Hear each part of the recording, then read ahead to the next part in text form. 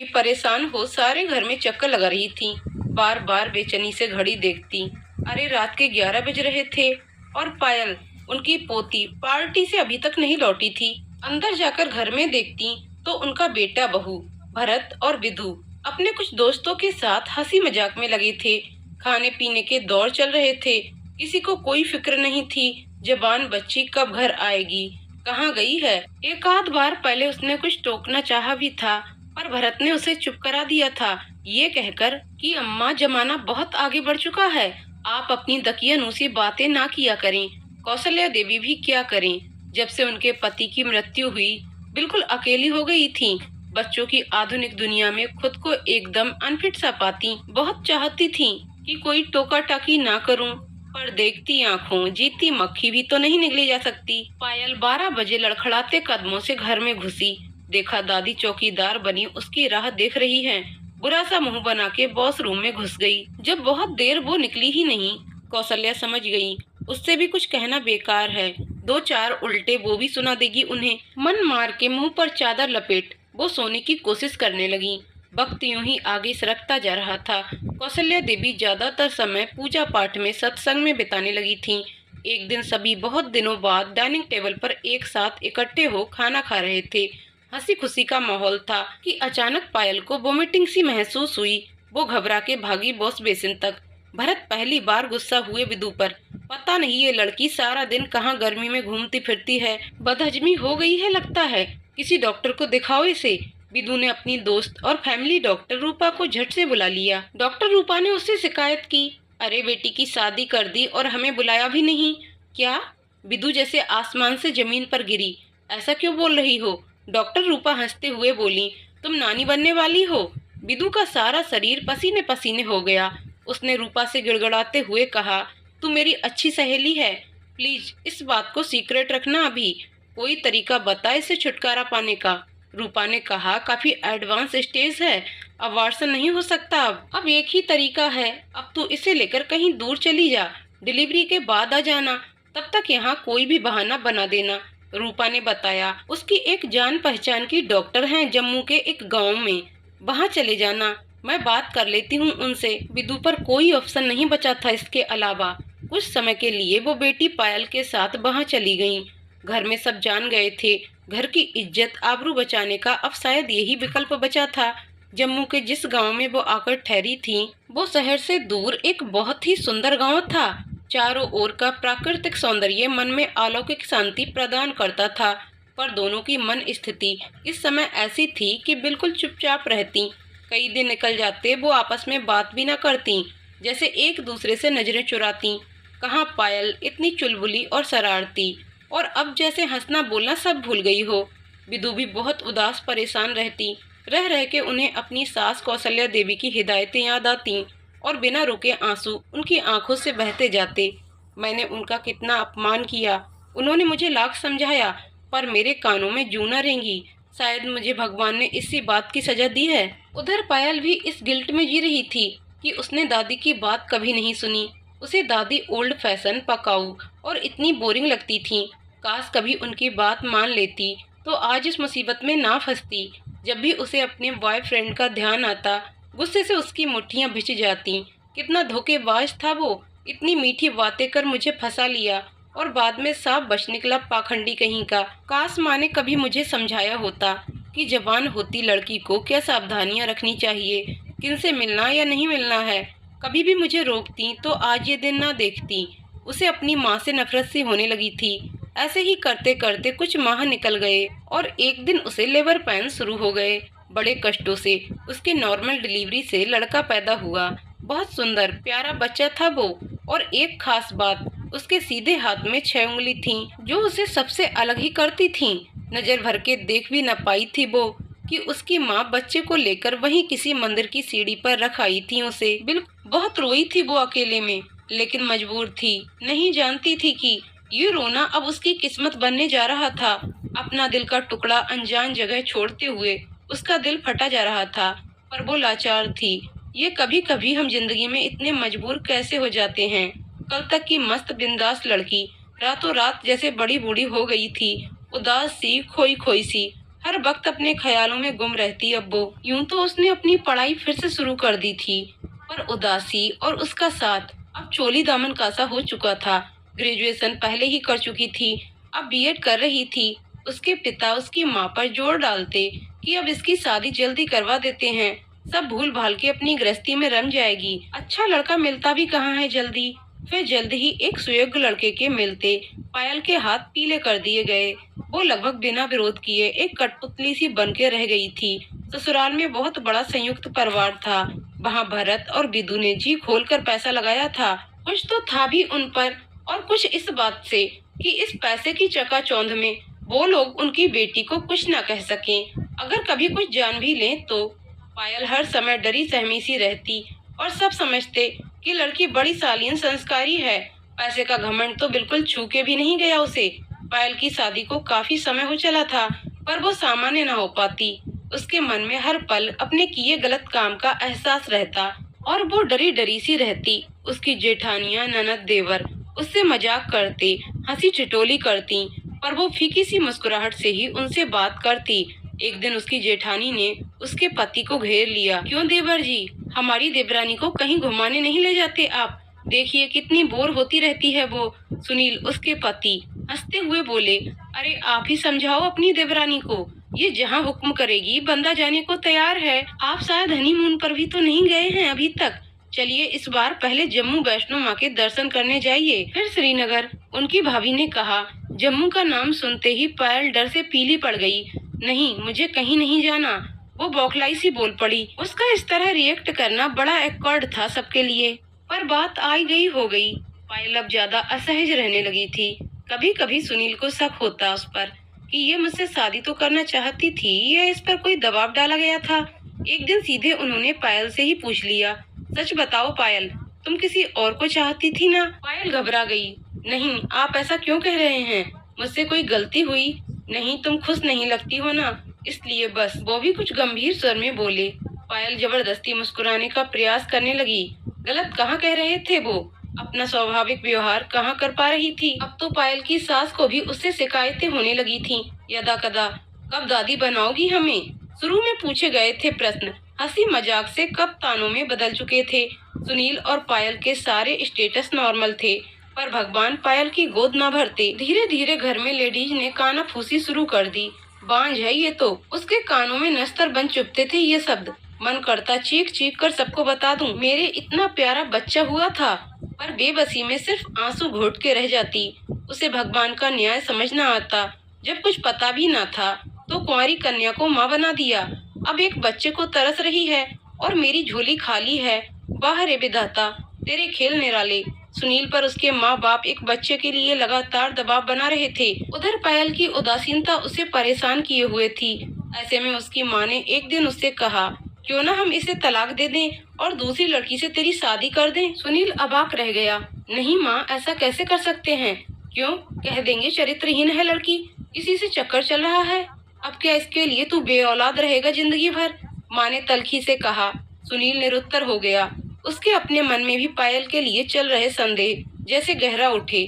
पायल ने ये सब सुना तो पत्थर की बन गई। अब यही सुनना बाकी रह गया था बस। वो ना रोई न गिड़गिड़ाई, चुपचाप जहाँ कहा साइन कर दिए। 1 साल की सामान्य प्रक्रिया से उन दोनों का तलाक हो गया। पायल बहुत ज्यादा दुखी नहीं हुई। डर डर के जीने से अच्छा है आजाद रहे। वैसे भी वो जिंदा लाश ही थी। जिंदगी से सारे रंग उस घटना के बाद जैसे जुदा हो गए थे। घर में भी उसके माँ बाप बूढ़े हो गए थे। उन्होंने उसे उसके हाल पर छोड़ दिया था। वो फिर से अपनी पढ़ाई पर ध्यान देने लगी। कहीं जॉब कर लूंगी और माँ पापा पर बोझ न बनूंगी, ये सोच वो मन ही मन योजनाएं बनाती रहती। पायल ने कई जगह जॉब के लिए अप्लाई कर रखा था। छोटे बच्चों को ट्यूशन वो पढ़ाने लगी थी अपने ही घर में। सारा दिन पढ़ने पढ़ाने में व्यस्त रहती। बच्चों की संगति उसे बहुत अच्छी लगती थी। उनकी मीठी मीठी बातें उसके दिल का दर्द हर लेती, और जब वो उनके बीच होती बिल्कुल बच्चा ही बन जाती। कभी कभी खिलखिला के हंसती भी थी। वो उससे खुद आश्चर्य होता कि क्या ये वो खुद ही है। जब से वो हादसा हुआ था शायद पहली बार वो इतना खुश रहने लगी थी। कभी अकेले में उसे अपने बच्चे की याद अब भी आती जरूर थी, पर वो अपने चारों ओर घिरे हुए बच्चों में उसका काल्पनिक चेहरा बुन लेती और अपनी सारी ममता उन बच्चों पर उड़ेल देती। बच्चों की भी बहुत चहेती बन गई थी। उनके पेरेंट्स शुरू में तो खुश होते, ये अच्छी टीचर है जो इतना वक्त देती है, और जब बच्चे उसके पास से लौट के ही ना आना चाहते तो वो शक करते कि ये मैडम कोई जादू तो नहीं करती हमारे बच्चों पर। जादू ही तो करती थी वो सब पर, अपने प्यार का, बेपनाह मोहब्बत का और दुलार संग पढ़ाई का। उसे भी उन बच्चों की बहुत आदत हो चली थी। ऐसे ही दिन कट रहे थे कि एक दिन उसे वो खुशी मिली जिसका उसे बेसब्री से इंतजार था। उसका केंद्रीय विद्यालय में पीआरटी, प्राथमिक शिक्षिका के रूप में स्थायी नियुक्ति हुई थी। क्योंकि ये उसकी पहली पोस्टिंग थी, उसे हार्ड स्टेशन के रूप में जम्मू में पोस्टिंग मिली थी। कुछ क्षणों वो सिरह उठी। इस बात पर खुश हूँ या भयभीत उसे समझ न आया, लेकिन फिर उसने सोचा कि भगवान जो भी करते हैं उसमें कोई न कोई भलाई छिपी होती है। पर मेरा सिलेक्शन हुआ है और वहाँ भेज रहे हैं तो कुछ मेरी भलाई ही होगी। महत्वपूर्ण ये है कि मैं अब आत्मनिर्भर हूँ। पूरी जिंदगी भी उन मासूमों के संग काट दूंगी तो कम है। उसे यहाँ के बच्चों को छोड़ने का बहुत दुख था, पर क्या कर सकती थी। आज उसे जम्मू जाना था। सारे बच्चे उसके लिए अलग अलग कार्ड गिफ्ट्स लेकर आए थे। कोई कोई सुंदर गुलाब, बेला के फूलों का गुलदस्ता बनवा के लाए थे। उसके आंसू उनका इतना प्यार देखकर रुकने का नाम नहीं ले रहे थे।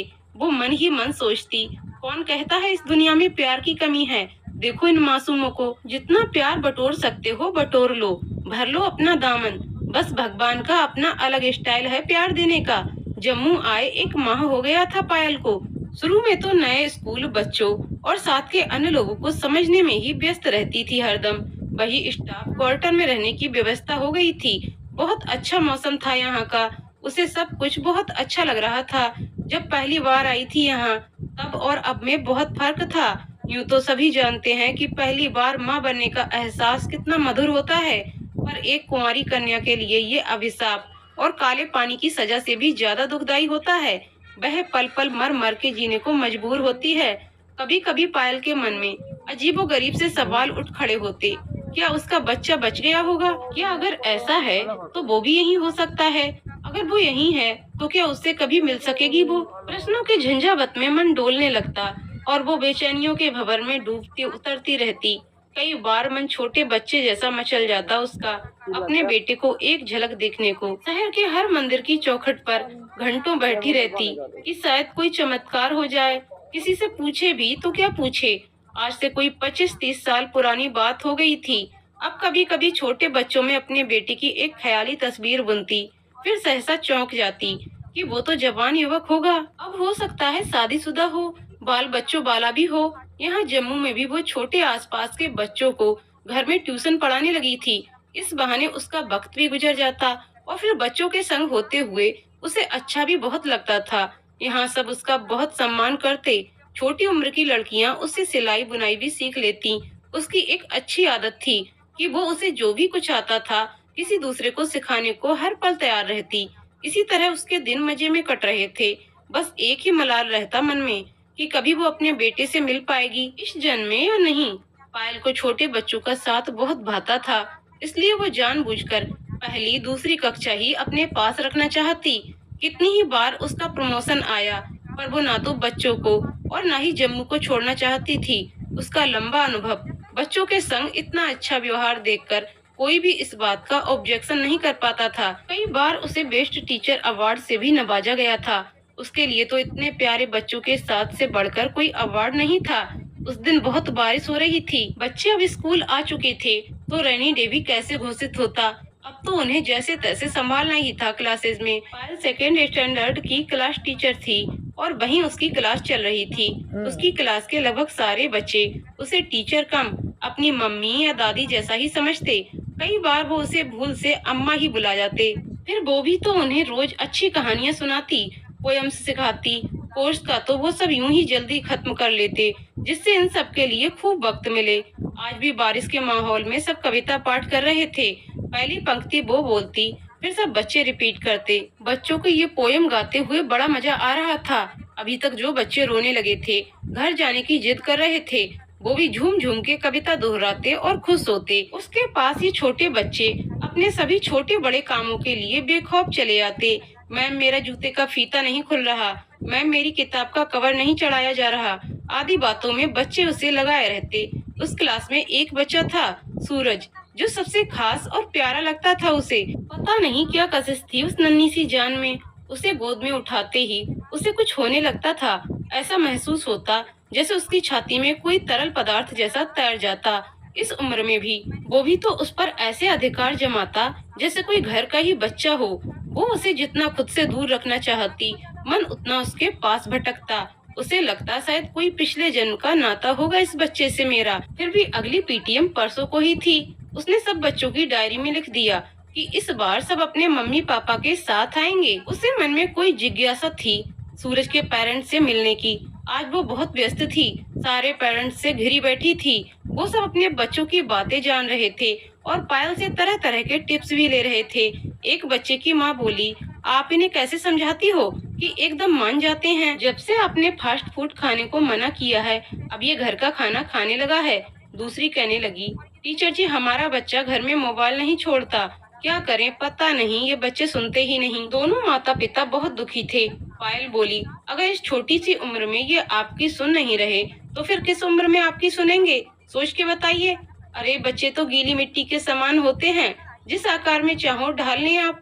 फिर अगर मोबाइल छुड़ाना है उनका तो अपना मोबाइल पहले छोड़िए। इन बच्चों को कुछ भी सिखाना नहीं होता, ये आपका अनुकरण भर करते हैं। सूरज की मम्मी अकेली ही आ पाई थी। उन्होंने बताया कि उनके पति डॉक्टर रूप बहुत व्यस्त थे और माफी मांग रहे थे न आ पाने की। जल्दी ही वो आपसे मिलेंगे। हमारा बच्चा सारे दिन सिर्फ और सिर्फ आपकी बातें करता है, जिससे इसके पापा की उत्सुकता बहुत बढ़ गई है आपसे मिलने की। पायल यूं ही मुस्कुराती रही और सबके जवाब देती रही। जिंदगी में कब क्या मोड़ आ जाए कोई कह नहीं सकता। हम सालों किसी चीज का, व्यक्ति का बड़ी बेसब्री से इंतजार करते हैं। हो सकता है वो हमारे आसपास ही हो, तब भी हम पहचान नहीं पाते। अचानक वो हमारे सामने आ जाए तो सहसा अपनी खुद किस्मती पर विश्वास नहीं कर पाते। लेकिन धक्का तो तब लगता है जब आप प्यास से बेहाल हो, पानी लबालब भरा सामने हो और कोई आपको कहे आप इसे नहीं पी सकते क्योंकि इसमें जहर है। तो चलिए बात करते हैं कहानी की नायिका पायल की, जो अपने अच्छे स्वभाव से न केवल स्कूल में लोकप्रिय थीं, बल्कि सारे शहर में जहां निकल जाती सब टीचर दीदी कहकर उनका बड़ा सम्मान करते। आज 2 दिन से वो बुखार से पीड़ित थीं, शायद वायरल था। बहुत कमजोरी महसूस कर रही थीं, इसलिए स्कूल से लीव पर थीं। ऐसे नाजुक समय में आदमी को परिवार की बहुत कमी महसूस होती है। कहने को सब अपने ही थे, पर आजकल बिना बताए आसानी से किसे पता चलता है कि पड़ोस में क्या चल रहा है। उसे भी लगा था मामूली बुखार है, एक आध दिन में ठीक हो जाऊंगी, क्यों किसी को परेशान करूं। बीमारी की हालत में उल्टे सीधे विचार मन को परेशान करते ही हैं। वही हाल पायल का हो रहा था। क्या वाकई में युवावस्था में की हुई भूल एकमात्र गलती थी या कोई गुनाह था जिसकी माफी मुझे इस जन्म में नहीं मिलेगी? आज वो खुद ही वकील और जज बनी हुई थी। एक और वो सोचती, इस उम्र में अक्सर ऐसी गलती हो जाती है, पर उसकी इतनी बड़ी सजा, क्या ये न्यायोचित है?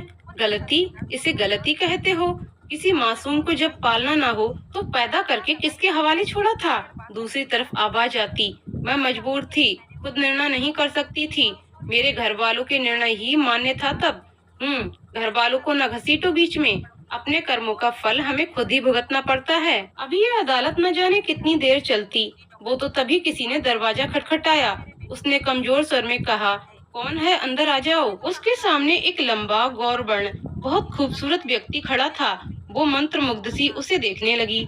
अभी कुछ समझ पाती कि वो कौन है, इतने में सूरज दौड़ते हुए आकर उससे लिपट गया। ओह, तो आप सूरज के पापा डॉक्टर रूप हैं? वो सामान्य हुई। वो उठना चाह रही थी, पर उसने उन्हें लेटे रहने को कहा। बहुत दिनों से ख्वाहिश थी आपसे मिलने की। सूरज आपसे बहुत अटैच्ड है। 2 दिन से आप स्कूल न आईं, तो ये मुझे आज यहाँ ले आया। उसने प्यार से सूरज को निहारा। वो खुद भी सभी बच्चों को बहुत मिस कर रही थी। आप क्या मेडिसिन ले रही हैं? लाइए मैं आपको चेक कर लेता हूँ, कहकर वो उनके पास आया। अरे आपको तो बहुत तेज बुखार है, वो बोला। लाइए अपना हाथ दीजिए, मैं आपकी नब्ज देखता हूँ। पायल ने जैसे ही उसके हाथ में अपना हाथ देना चाहा, उसे बहुत तगड़ा झटका सा लगा। क्या सीधे हाथ में 6 उंगली? बिल्कुल उसी तरह जैसे। क्या हुआ टीचर जी, आप क्या देखने लगी? ओह, शायद मेरी उंगली। वो हंसा। लोग बताते हैं जन्म से ही ये ऐसी। बेटा तुम्हारे माँ बाप नहीं है क्या? वो हकलाती हुई बोली। बड़ा अभागा हूँ जी मैं, जिसने पैदा किया वो कोई रईस जादी थी। मंदिर की सीढ़ी पर छोड़कर भाग गई। नाजायज औलाद होऊंगा मैं उनकी। अरे पालने की हिम्मत ना थी तो तभी मार क्यों ना दिया। पायल ने देखा ये सब कहते हुए उसके चेहरे पर घृणा, गुस्सा और रोष जैसे लिख गया हो। वो बोलता रहा, वो तो भला हो एक दंपत्ति का जिन्होंने मुझे वहाँ से उठाकर पाला पोसा इंसान बनाया, लेकिन वक्त का सितम देखिए, वो भी एक दुर्घटना का शिकार बन गए। अब तो बस हम 3 ही बचे हैं परिवार में। पायल की आवाज उसके हलक में घुट गई। वो कुछ भी बोलने सुनने समझने लायक नहीं थी। कितना इंतजार किया था उसने इस पल का, और आज वो समय आ ही गया। लेकिन इस तरह जीवन में कई बार मनुष्य बहुत मजबूर हो जाता है। सारी कोशिश करने के बाद मनचाही वस्तु उसे मिलती भी है तो कहीं न कहीं एक भारी कीमत चुकाने के बाद, और वो चीज हाथ में आने तक उसके साथ न जाने कितनी नई मुसीबतें, रुकावटें जुड़ जाती हैं। ऐसे ही जिंदगी की गाड़ी आगे बढ़ती रहती है।